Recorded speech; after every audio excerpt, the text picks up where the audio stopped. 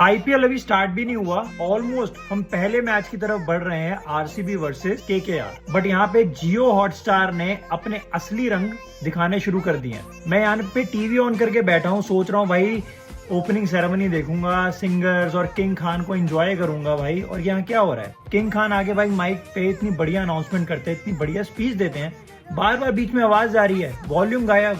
और मैं यहाँ पे रिमोट को थप तक कर रहा हूँ कि भाई आवाज शायद मेरे टीवी में प्रॉब्लम है, पर नहीं, ये शायद जियो हॉटस्टार की प्रॉब्लम है या क्या एरर है। उसके बाद मेरे को लगा चलो ये प्रॉब्लम ठीक हो जाएगी। उसके बाद श्रेया घोषाल मैम आती हैं, गाने गाती हैं और बहुत अच्छे से गाने गा रही हैं भाई। मैंने पता नहीं 3-4 बार वॉल्यूम को तेज करा, डाउन करा भाई, पर उनके गले से जो आवाज निकल रही है इतनी सुंदर भाई, वो पहुंच ही नहीं रही है जियो हॉटस्टार। आप डिज्नी हॉटस्टार से जियो हॉटस्टार बन गए हैं, पर अपना क्वालिटी कंटेंट तो एटलीस्ट प्रोवाइड कीजिए। IPL one of the biggest tournament है भाई इंडिया में, प्लीज इसे ठीक कीजिए। ये